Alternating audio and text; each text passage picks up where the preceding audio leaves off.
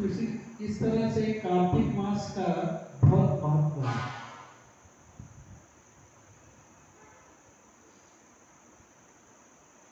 तो शास्त्रों में बताया जाता है अगर कार्तिक मास में अगर हम थोड़ी बहुत भी भगवान श्री कृष्ण की सेवा करते हैं तो भगवान तुरंत प्रसन्न हो जाते हैं। तो इसलिए हमें यहाँ पर आप जब हम मंदिर में आते हैं,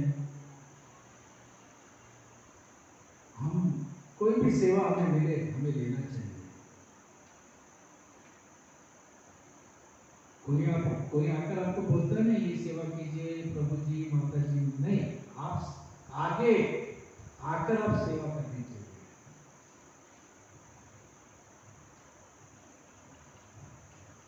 छोटी छोटी कोई भी सेवा हो,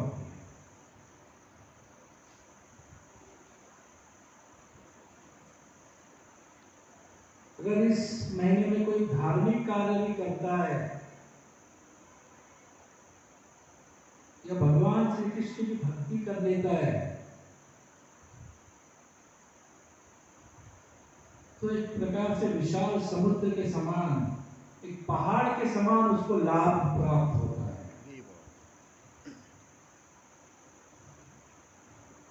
प्राय जो भी लाभ उसे मिलता है वो पूरी तरह से अक्षय होता है, यानी कभी नाश नहीं होता उसका।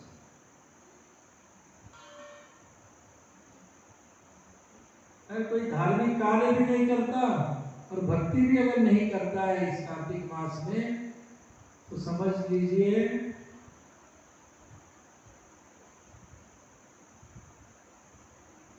उसका नुकसान भी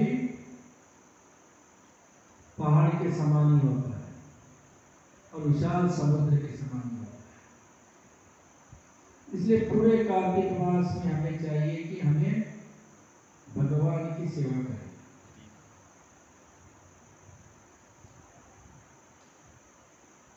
स्कंद पुराण में बताया गया है जिस प्रकार चतुर्युगों में सतयुग श्रेष्ठ है, नदियों में गंगा जी श्रेष्ठ है,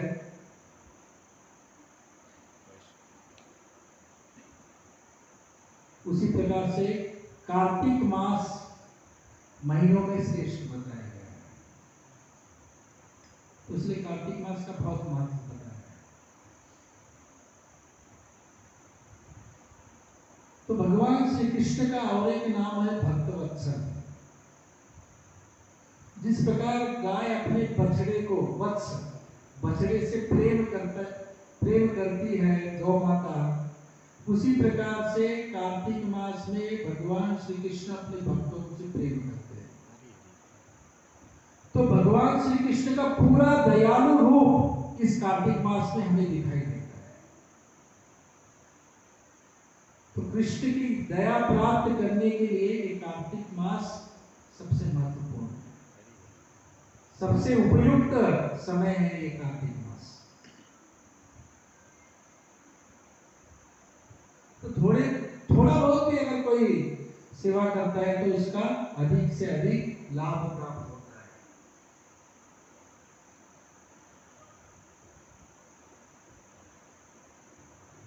तो अन्य समय में जितने ही हम भगवान की भक्ति करते हैं, अगर कार्तिक मास में अगर हम कर लेते हैं तो उसका करोड़ों करोड़ों गुना बेनिफिट्स मिलते हैं अन्य समय में करने से। तो इसलिए कार्तिक मास का बड़ा महत्व है। कर्मकांड के दृष्टि से भी जो होम यज्ञ हवन करते हैं, ऐसे करने से भी जो दान करते हैं, धर्म के सभी कार्य करते हैं, वो वैसे कर्मकांड भी अगर करते हैं तो भी लाभ मिलता है।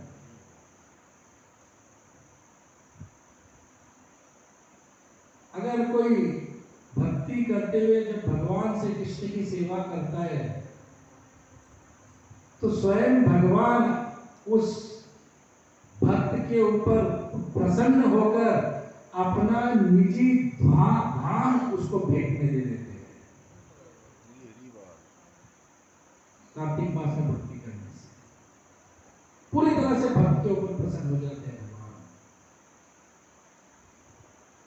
चैतन्य महाप्रभु, जानते हैं ना चैतन्य महाप्रभु कौन है?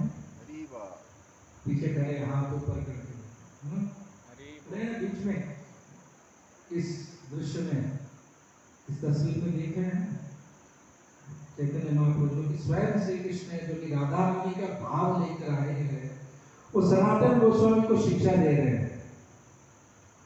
वो बताते हैं कि हर एक मास का एक अधिष्ठाता देव होता है, वो जो है जो स्वयं विष्णु का चतुर्भुज रूप होता है।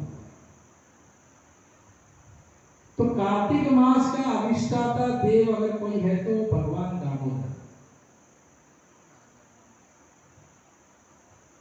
वो भी विष्णु के चतुर्भुज रूप है।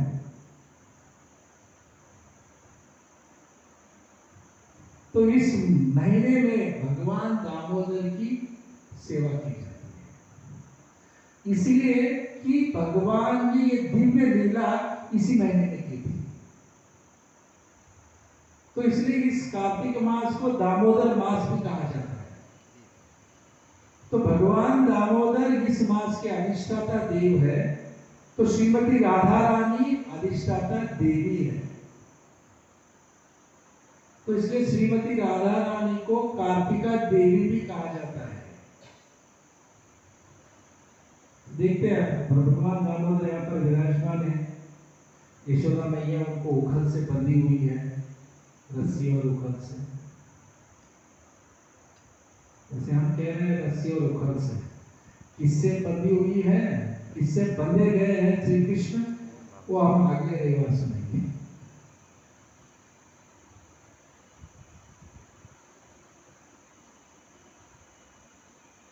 तो जो व्यक्ति कार्तिक मास में भगवान की सेवा नहीं करता, तो ऐसे व्यक्ति को नराधम कहा गया है। नराधम मतलब अधम, मतलब सबसे नीच। तो मनुष्यों में सबसे नीच, अधम, पतन हो जाना। और ऐसा व्यक्ति लंबे समय तक नरक में निवास करता है, जो कार्तिक में भगवान की सेवा नहीं करता है। तो देखिए, नरक में रहना है, वैकुंठ में रहना है, सिलेक्शन आपके पास है।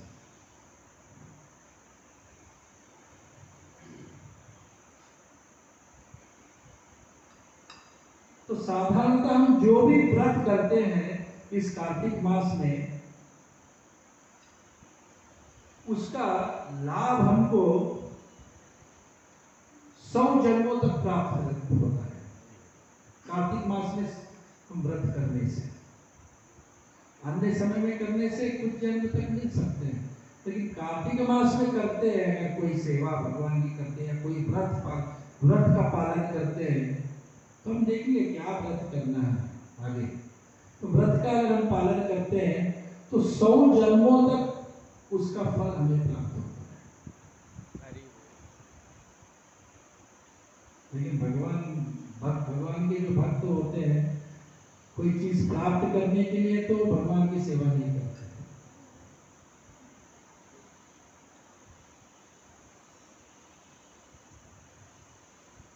अगर आज के दिन हम, आज के दिवस यानी कार्तिक मास में अगर हम दान देते हैं, तो उसका दान देने वाले व्यक्ति का कई गुना लाभ उसको प्राप्त होता है। सिर्फ उसको ही नहीं, उसके परिवार के अन्य सदस्यों को, आने वाले पीढ़ी को भी लाभ मिलता है उसका। इसलिए कोई देना चाहते हैं तो तुरंत दे दीजिए मंदिर में, हाँ, क्योंकि मंदिर का काम चल रहा है। मंदिर को दीजिए, हमको तो हम तो नहीं मांग रहे हैं। ये अच्छा अवसर है कार्तिक मास में। बुद्धिमान व्यक्ति ऐसे अवसर को खोता नहीं है। वो काम भी चल रहा है और कार्तिक मास भी है, सिर्फ आपको ही लाभ नहीं, आने वाली पीढ़ियों को भी लाभ प्राप्त होता है।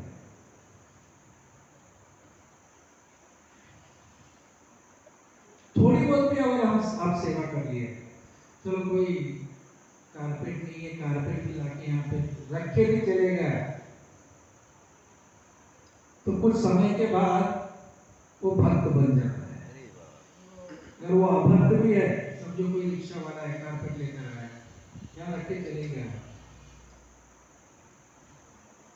इतने रिक्शा वाले, वही रिक्शा वाला क्यों मिला आपको? मतलब उसने अपने पूरे जन्म में थोड़ी बहुत भक्ति की थी, इसलिए वही रिक्शा वाला मिलता है। इधर में कई रिक्शा वाले थे, लेकिन वही रिक्शा वाला मिलना, वही लेकर आना, मतलब उसने थोड़ी बहुत भक्ति की है। और कार्तिक में ऐसा थोड़ा बहुत काम कर लेता है, अगर वो अभक्त भी है तो अगले जन्म में नहीं है, इसी जन्म में भी वो भक्त बन जाता है। तो उसको आपने जबरदस्ती बिठा दिया, कथा, कृष्ण कथा का श्रवण करवा दिया, अंत में प्रसाद खिला दिया, तो कुछ ही दिन में भी भक्त बन जाता है।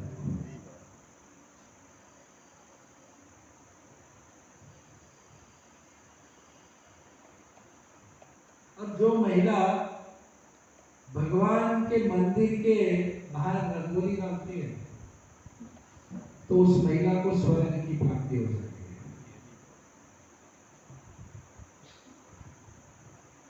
अगर यही रंगोली वो भक्ति से भगवान के संतुष्टि के लिए अगर करती है, तो उसको वैकुंठ की प्राप्ति होती है। एक बार वैकुंठ गए तो फिर आना नहीं है भाई, वापस स्वर्ग जाएंगे, खाएंगे पिएंगे ऐश करेंगे, फिर लौट के आ जाएंगे। इसलिए अगर रंगोली वगैरह करना है तो ये मत सोचना कि आने वाले कितना हमारी तारीफ करेंगे। भाव ये होना चाहिए कि भगवान की प्रसन्नता के लिए मैं रंगोली डाल रही हूँ, या कोई भी सेवा मैं भगवान की प्रसन्नता के लिए कर रही हूँ। I am not here to impress anyone, only to impress God. तो हमारा कार्य उनके प्रसन्नता के लिए है। अगर वो प्रसन्न हो गए, यस्मिन तुष्ट जगत तुष्ट, वो प्रसन्न हो गए तो पूरा संसार ही प्रसन्न हो जाता है। तो इसलिए ये भाव से हमें भगवान की सेवा करनी है। श्रीमद् भागवतम में बताया जाता है, जब वृंदावन और द्वारका के निवासी सूर्य ग्रहण के समय कुरुक्षेत्र जाया करते थे, और वहां के पावन सरोवर में नहाने के लिए, डुबकी लगाने के लिए। तो बताया जाता है ये सूर्य ग्रहण के समय में ऐसे करने से बहुत लाभ प्राप्त होता है।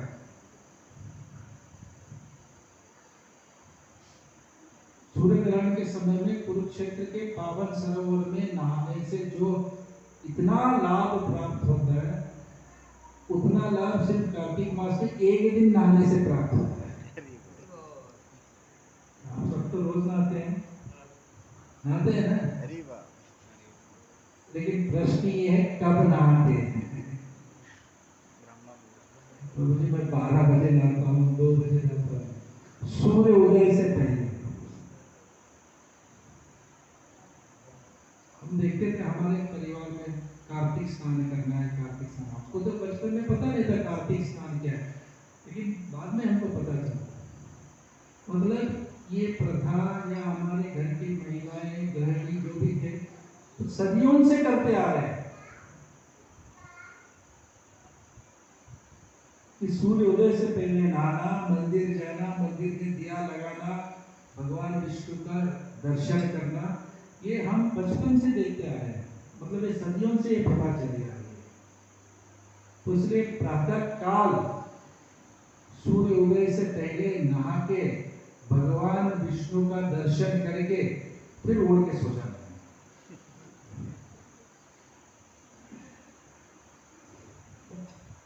इतना भी करे तो ही बस है।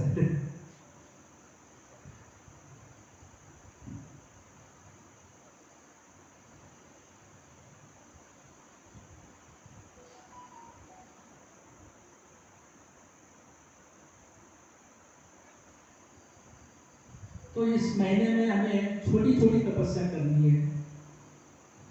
जैसे बिस्तर पे नहीं सोना है, जमीन पे सोना है। तकलीफ है तो क्या कर सकते हैं, कमर की तकलीफ है तो मजबूरी है, सोना ही पड़ता है। अभी थोड़ी भक्ति करनी है, अभी थोड़ी सेवा करनी है भगवान की। जो कर सकते हैं, जिनको कोई दुविधा नहीं है, तो बैठ सकते हैं या कर सकते हैं, तो उनको जमीन के ऊपर सोना है। एक कारपेट डाल दिए, जमीन पे सो। तपस्या है, एक प्रकार की तपस्या। और अपने इंद्रियों को अपने वश में रखना है, जीवोत्सव नहीं करना है। क्या करो, मिला है स्वाद खा लो, ऐसे नहीं। इंद्रिय निग्रह, यानी इंद्रियों को अपने वश में रखना है। वश में रखना मतलब क्या है? मैं प्रभु जी नहीं खाता, ऐसे नहीं। वश में रखना मतलब अपने इंद्रियों को भगवान की सेवा में लगाना, ज्यादा से ज्यादा इंद्रियों को भगवान की सेवा में लगाना, और ब्रह्मचर्य का पालन करना है।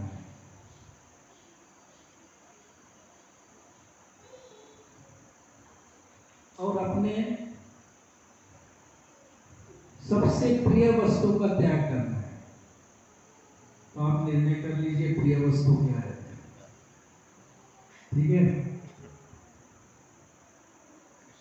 घर जाकर लड़ाई मत कीजिए एक दूसरे से। प्रभु जी बोले प्रिय वस्तु का त्याग करना है, लड़ाई मत कीजिए बस। तो ऐसे करने से कई सारे फायदे मिलते हैं, कार्तिक मास की खास करके। और जो इस पूरे मास में, कार्तिक मास में अगर कोई व्यक्ति, वो एकादशी क्या है, एकादशी के दिन जो खाया जाता है ना प्रसाद, मतलब अगर उस प्रसाद को खा लेता है तो उस व्यक्ति को विष्णु लोक की प्राप्ति होती है। खाते ना, जो भी फल फूल खा लेना पूरे एक मास में। अगर किसी को डाइटिंग करना है तो अच्छा है, देखो कार्तिक मास अभी अभी शुरू हुआ है, डाइटिंग का डाइटिंग भी हो जाएगा, विष्णु लोक की प्राप्ति भी हो जाएगी। इतना बड़ा ऑफर भगवान नहीं देते हैं, दे रहे हैं। खाइए, कितना खाते फल खा लीजिए, फ्रूट्स फूल खा लो, और डाइटिंग भी हो जाएगा। और ऊपर से जब इस शरीर का धर्म खत्म हो जाएगा, बाद में डायरेक्ट विष्णु लोक की प्राप्ति हो जाती है।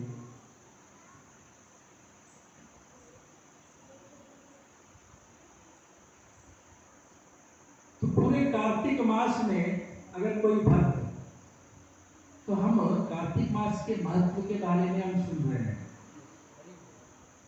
तो जो अभी अभी पधारे हुए हैं, लेट से आए हुए हैं, उनके लिए मैं बताना चाहता हूँ कि आज का विषय यही है कि हम कार्तिक मास के महत्व के बारे में, क्योंकि अभी अभी शुरू हुआ है कार्तिक मास, तो हमारे पास बहुत समय है, हम ताकि भगवान की सेवा करके बहुत कुछ लाभ प्राप्त कर सकते।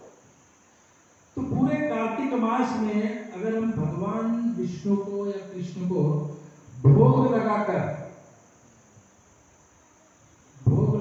अगर हम उस प्रसाद का सेवन करते हैं, तो बताया जाता है ब्रह्मा जी के एक दिवस के उतने समय तक उस व्यक्ति के जीवन काल में कोई कष्ट नहीं आएगा। तो ब्रह्मा जी का एक दिवस कितना है? चतुर्युग गुणिले 1000, that is 1 day, 12 hours of Brahma ji. The same is another 12 hours, night of Brahma ji. चतुर्युग यानी 18 लाख वर्ष, फिर उसके बाद 16, उसके बाद 12, उसके बाद 1, 4, 18, 12, 8 और 4, और उसके ऊपर चिल्लर है, तो नहीं बोल रहा हूँ मैं।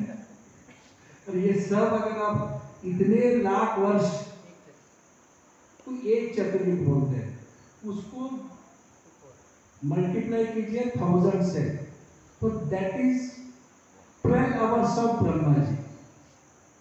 ब्रह्मा जी के एक दिवस के 12 घंटे।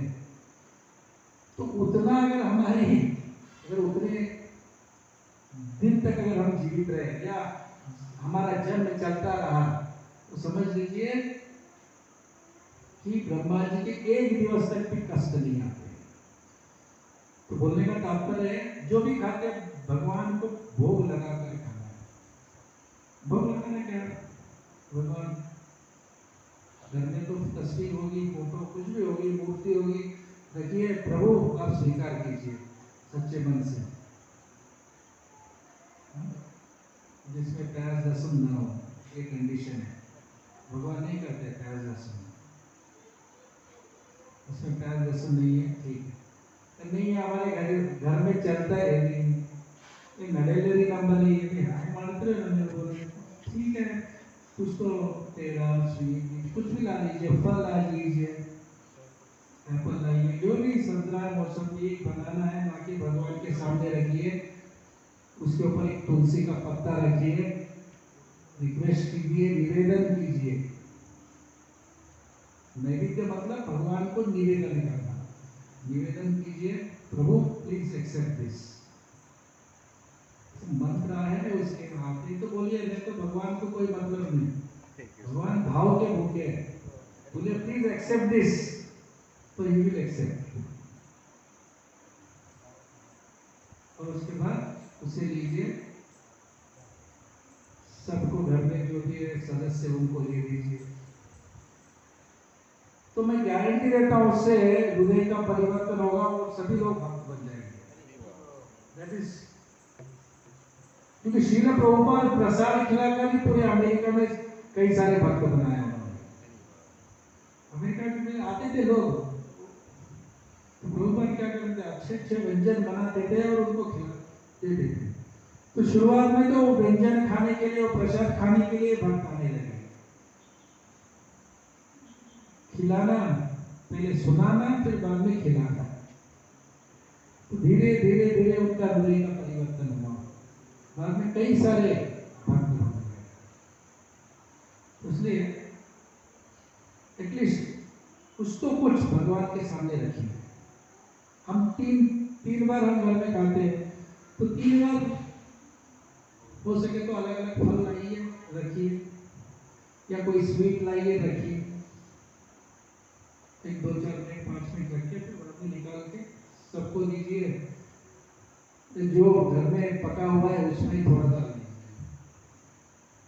वो भी प्योर हो जाए, वो भी महाप्रसाद बन जाएगा।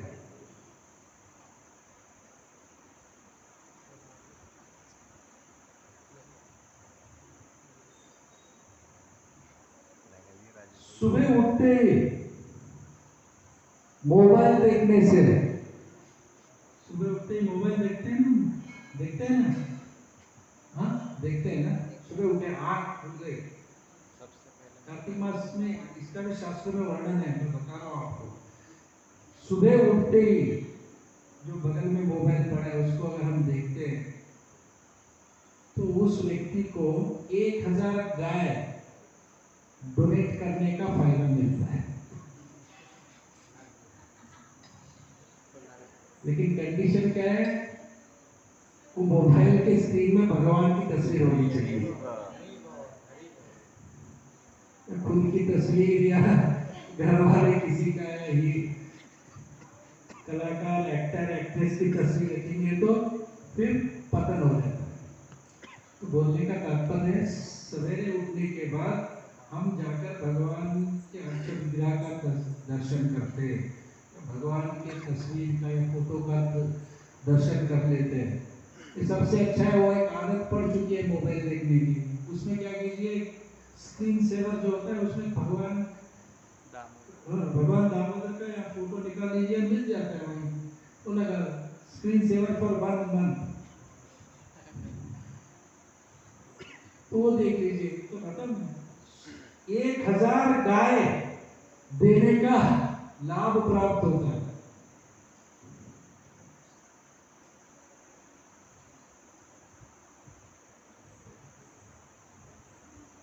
अगर मंदिर की अगर हम परिक्रमा करते हैं ना, कहीं पर भी जाते हैं मंदिर की परिक्रमा करते हैं, अगर एक स्टेप, एक कदम भी मंदिर की परिक्रमा आप करते हैं तो 4 धाम परिक्रमा करने का लाभ प्राप्त होता है। 4 धाम जो है ना, उस परिक्रमा करने का लाभ प्राप्त होता है। और एक अश्वमेध यज्ञ करने का भी लाभ प्राप्त होता है मंदिर की परिक्रमा करने से इस कार्तिक मास में। ज्यादा से ज्यादा समय मिले जब मंदिर की परिक्रमा कर, कोई दान दे, जरूरतमंद को कुछ दे, भगवान का नाम स्मरण करे, ज्यादा से अपने कार्य तो करना ही है। ये नहीं बोल सकते मुझे जॉब है, मैं ये हूँ, वो तो कीजिए, उसके अलावा ये सब चीजें करता है। अगर कोई भगवत गीता का आधा श्लोक भी पढ़ लेता है, आधा श्लोक या 1/4 श्लोक, और भगवत गीता का या श्रीमद् भागवतम का, तो उस व्यक्ति को 100 गाय दान देने का लाभ मिलता है कार्तिक मास में। तो इसलिए भगवत गीता का अध्ययन, श्लोक पढ़िए, सभी भाषाओं में भगवत गीता उपलब्ध है। श्रीमद् भागवतम कोई आधा भी पढ़ लिया, कोई एक भी पढ़ लिया, कोई 1/4 भी पढ़ लिया, तो उसको 100 गायों का दान दे, तो गाय का दान देने का लाभ है।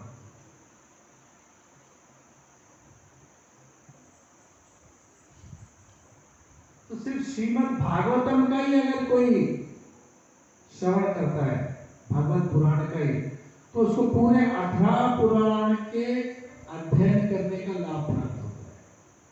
अगर कार्तिक मास में सिर्फ भागवत श्रवण तो कर लेता है। और खास करके इस कार्तिक मास में दीपदान या दीप प्रज्वलित करने के कई सारे लाभ बताए गए हैं। अगर कोई जाने अनजाने में भी न चाहते हुए इसका महत्व क्या है, फिर भी दीप प्रज्वलित करता है तो भी उसको लाभ मिलता है।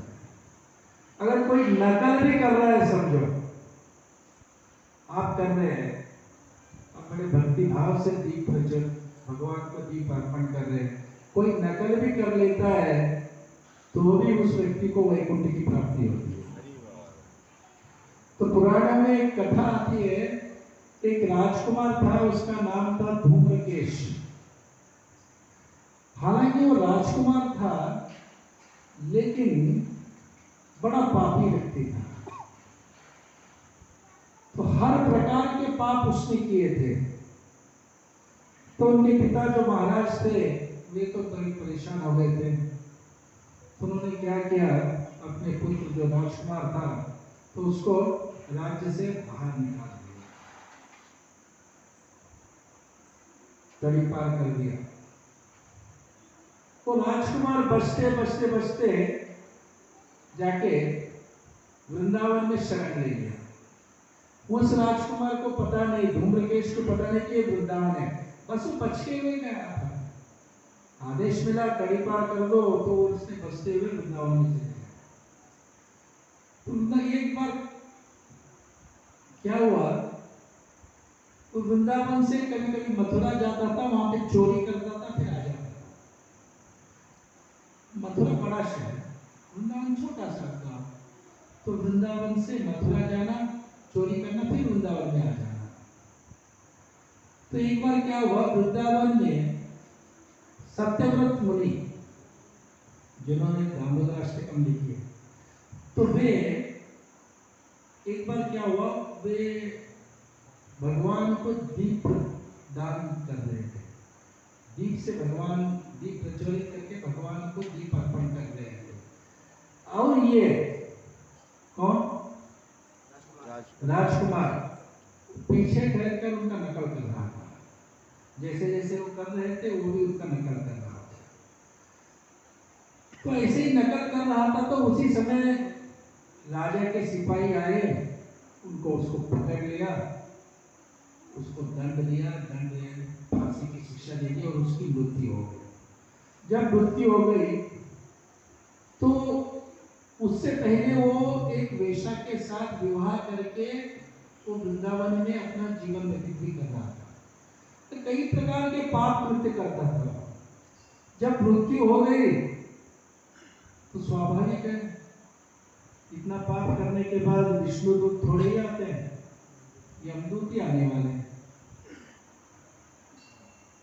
चित्रगुप्त से कहा देखो इसका क्या है बायोडाटा। उन्होंने देखा अरे ये तो बहुत बड़ा पापी आदमी है, चलो यमदूत को भेज दिया, यमदूत उठा के लेकर आया। जैसे ही यमराज जी के यमपुरी में ये पहुंच गए कौन, धूम्रकेश। तो यमराज जी अपने आसन को छोड़कर उनको स्वागत करने के लिए, उस राजकुमार को स्वागत करने के लिए उठकर आ गए, उनको लेकर गए और अपने बगल वाले आसन में बिठाया। कई सारे चर्चा के, धर्म के बारे में सब कुछ चर्चा हो गई। उसके बाद उस धूम्रकेश को वैकुंठ को भेज दिया। तो यमदूत परेशान होने लगे, हमारा कहीं रॉन्ग नंबर तो नहीं लग गया। हाँ, हमारे अकाउंट में तो सब कुछ लिखा है, बायोडाटा देखते हैं तो बायोडाटा में तो सब कुछ उसका कई सारे पाप कृत्य उसने किए, लेकिन हमारे राजा लगता है जरा सटिया गए। उन्होंने कहा नहीं, हम फिर उनको वैकुंठ को भेज दिया। इतने पापी व्यक्ति को वैकुंठ को भेज दिया। तब जाकर यमदूत पूछते हैं महाराज चलिए यमराज जी को, आपने ऐसे कैसे किया? आप तो नियमों का उल्लंघन कर दिया आपने। तो इस व्यक्ति ने इतने सारे पाप किए हैं, इसके बावजूद आपने उस व्यक्ति को वैकुंठ लोक भेज दिया। तो यमराज जी ने कहा देखो, इस व्यक्ति ने कार्तिक मास में दिया, एक जो सत्यव्रत मुनि जो दिया चला, दीप प्रज्वलित करके भगवान को दीप दान कर रहे थे, उनका उसने नकल किया है। तो इससे ये तात्पर्य निकलता है, ये प्रमाण है कि अगर कोई कार्तिक मास में एक बार भी दीप अर्पण करता है भगवान को, या उसका नकल भी करता है, अर्पण करता है, तो वो कभी नरक नहीं जाते, यमदूत कभी नहीं आते उनके पास। तो विष्णु दूत आते हैं, वो व्यक्ति वैकुंठ ही जाता है। तो इसकी दीप प्रज्वलित करने का, खास करके मथुरा मंडल में, मथुरा जो डिस्ट्रिक्ट है ना मथुरा, तो वहां पे बहुत उसका महत्व है।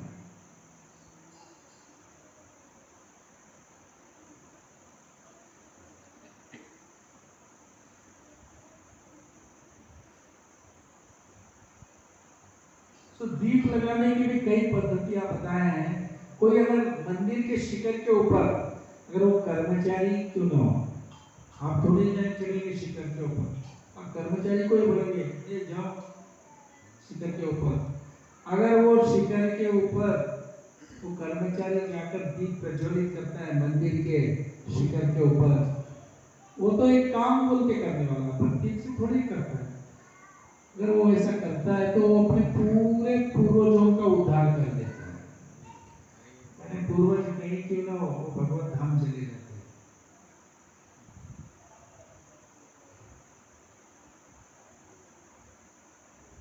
और जो भगवान के मंदिर के बाहर दीप लगाते हैं, जो मंदिर के अंदर दीप लगाते हैं,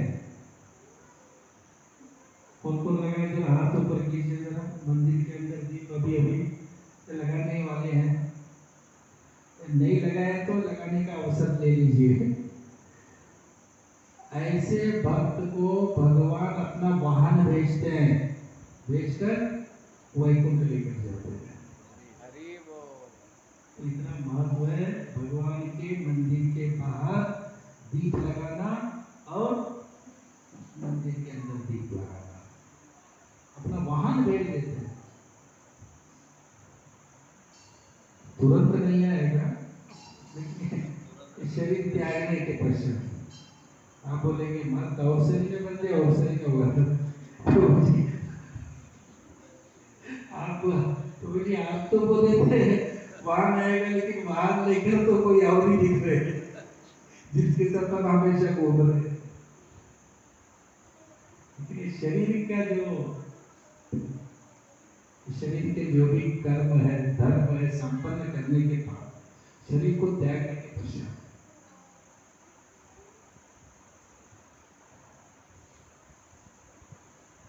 जो आकाश दीप लगाते हैं ना, सभी लगाते होंगे आप दिवाली के समय में आकाश दीप दूसरों को जलाने के लिए नाम आकाश दीप सीख के नाम लगाते हैं ना। ऐसा मत कीजिए। अगर आप आकाश दीप लगा रहे हैं तो भगवान की संतुष्टि के लिए लगाइए, भगवान को प्रसन्न करने के लिए मैं आपको आकाश दीप कर रहा हूं। तो प्लीज लॉर्ड कृष्णा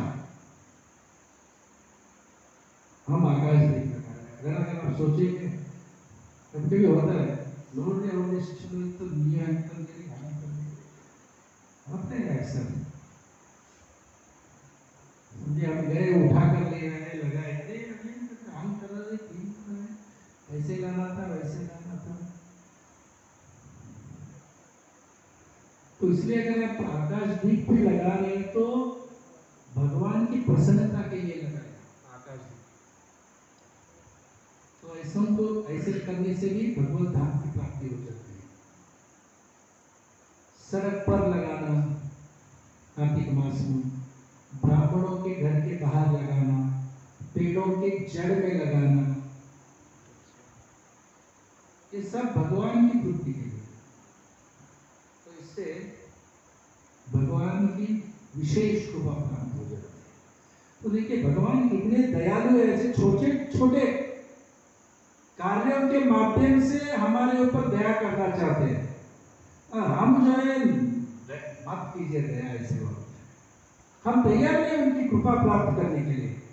कितने सारे अवसर हमें प्रदान कर रहे हैं भगवान उनकी कृपा हमारे ऊपर बरसाने के लिए।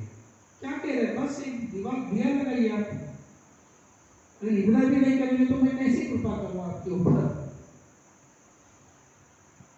ऐसे छोटे छोटे कार्यों से भी हम भगवान को संतुष्ट करके उनकी कृपा के पात्र बन सकते हैं। अगर हम दूसरों ने लगाया हुआ दिया अगर बुझ भी गया है उसको फिर से भी लगाते हैं तो तब भी भगवत धाम की प्राप्ति होती है। पद्म पुराण में कथा की है, आप सुने होंगे। एक भगवान के आश्चर्य विग्रह के सामने एक दिया था। दिया मतलब उसके अंदर वात होती है। तो दिया बस बुझने वाली थी, वहां पे एक चूहा है। वो चूहा उस वात को खाने के लिए आया। वहां पे है वात को। अब चूहा जैसे वात को खाने के लिए आया तो दिया बस बुझने वाली थी, थोड़ी दिया बची हुई थी। चूहे के जो मूछे होते हैं ना, तो उस मूछों जैसे ही चूहा करीब गया तो उसके मूछे को आग लग गई। जैसे ही आग लगी तड़पड़ाने लगी। तड़पड़ा रही थी तो वात हिल गई। वात हिल गई तो वात पूरी तरह से प्रज्वलित हो गई, पूरी तरह से प्रज्वलित हो गई। तो हम देखते हैं घर में भी थोड़ा ऐसे हिलाते या ऊपर करते तो प्रज्वलित हो जाती है। तो वात हिल गई तो दिया प्रज्वलित हो गया। तो चूहा को तो आग लगा, चूहा तो मर गया, लेकिन उस चूहे का अगला जन्म मनुष्य जन्म प्राप्त हुआ। मनुष्य जन्म प्राप्त होकर वो उसके अगले जन्म में वो वैकुंठ की प्राप्ति कर गया। तो चूहा का एक जन्म वेट करना पड़ा। आपको जरूरत नहीं है एक जन्म, आप बोलेंगे और एक जन्म मत सोच, इसी जन्म में तो किसने बुझाया है, बुझ गया है तो उसको फिर से लगा देते हैं आप, तो समझ लीजिए भगवत धाम की प्राप्ति होती है।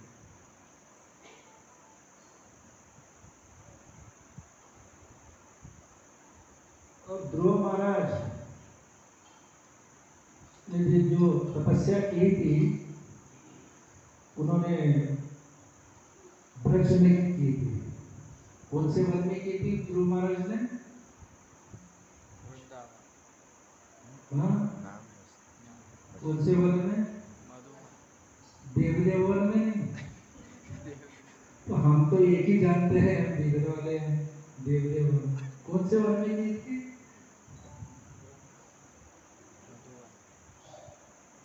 ब्रज में कितने वन हैं? 12 यानी 12 वन है। वृंदावन, पौलवन, काम्यवन, भांडेवन, कुमुदवन, मधुवन इत्यादि। तो ध्रुव महाराज ने मधुवन में तपस्या की थी। 6 महीने तक तपस्या की ध्रुव महाराज ने, और उनका जो छठा महीना था वो कार्तिक मास था, और छठे महीने में ही उनको भगवान की प्राप्ति हो गई। तो भगवान विष्णु उनके समक्ष खड़े हो गए। ध्रुव महाराज अपने दादाजी से भी ज्यादा स्वर्ग यानी राज्यभार प्राप्त करना चाहते थे। कितने साल के थे ध्रुव महाराज? सिर्फ 5 साल के थे। क्षत्रिय थे, क्षत्रिय खून था, घर से निकल गए, जंगल में चले गए। माता को पूछा भगवान कहाँ मिलते हैं? माता वैसे थी, उन्होंने कहा वन में जाओ। भगवान आजकल हम घर में मिलते हैं, भगवान घर में है ना, घर में। उस समय माता ने क्या कहा? 5 साल का बालक था ध्रुव, कहा वृंदावन जाओ यानी वन जाओ, वनम गच्छेत्, वन में जाओ, वहां पे आपको भगवान विष्णु यानी भगवान मिलेंगे, वही तुमको अपने दादाजी से भी बड़ा राज्य दे सकते हैं। दादाजी कौन थे? ब्रह्मा जी थे।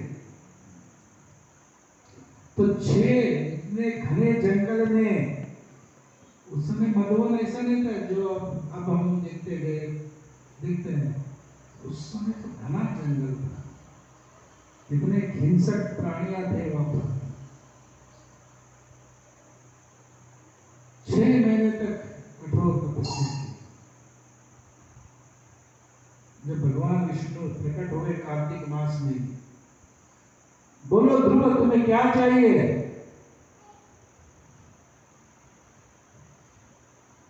तुम आए बोलो। तब ध्रुव कहते स्थानाभिलाषी तपस्वी स्थितो हम त्वां प्राप्त वंदे मुनीन्द्र गुह्यम। मैं किसी स्थान के अभिलाषी आशा में मैं यहां पर आया हूं, लेकिन एक मुनि की कृपा से, नारद मुनि मिले उनको, मुनि की कृपा से मुझे गुह्य ज्ञान प्राप्त हुआ। काचन विचिन्वन अपिदिव्य रत्नम स्वामी कृतार्थो अस्मि वरम नयाचे। मैं तो कांच के टुकड़े को मांगने के लिए यहाँ पर इतना तपस्या किया, लेकिन प्रभु आपके दर्शन हो गए, मैं कृतार्थ हो गया। आई डोंट वांट एनीथिंग, मुझे कुछ नहीं चाहिए, बस आप मिल गए, बस है। भगवान वैसे जाते नहीं है, कुछ नहीं चाहिए चलो न, भगवान ऐसे बोलते नहीं भगवान। भगवान ने इतना दे दिया ध्रुव महाराज को, जिसकी ध्रुव महाराज भी कल्पना नहीं कर सकते। तो वो कार्तिक मास का समय था।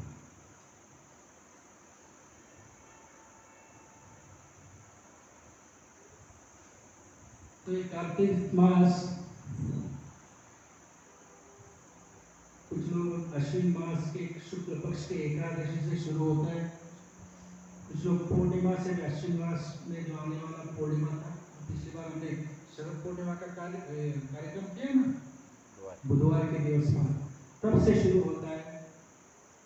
और ये कार्तिक के अंत में ये आने वाला जो पूर्णिमा होता है ना, कार्तिक पूर्णिमा, तब तक चलता है, या उत्थान एकादशी तक भी चलता है। तो पूरे महीने में प्रातः काल और सायंकाल भगवान विष्णु को दीप अर्पण किया जाता है, और तुलसी पूजा करने का भी विशेष लाभ प्राप्त है इस कार्तिक मास में। हर व्यक्ति को चाहिए, या महिला हो या स्त्री हो या पुरुष हो, हर रोज स्नान करने के पश्चात तुलसी में जल चढ़ाइए, अगरबत्ती चढ़ाइए, या और क्या कहते हैं दीप अर्पण कीजिए। हर रोज सवेरे, शाम को भी दीप प्रज्वलित करना है, क्योंकि भगवान को तुलसी माता बहुत प्रिय है। क्योंकि प्रभु बिना तुलसी कुछ भी भगवान एक्सेप्ट नहीं करते, इसलिए तुलसी की भी सेवा कार्तिक मास में बहुत महत्वपूर्ण है। तो प्रातःकाल उठिए, भगवान का दर्शन कीजिए, प्रातः सूर्योदय से पहले स्नान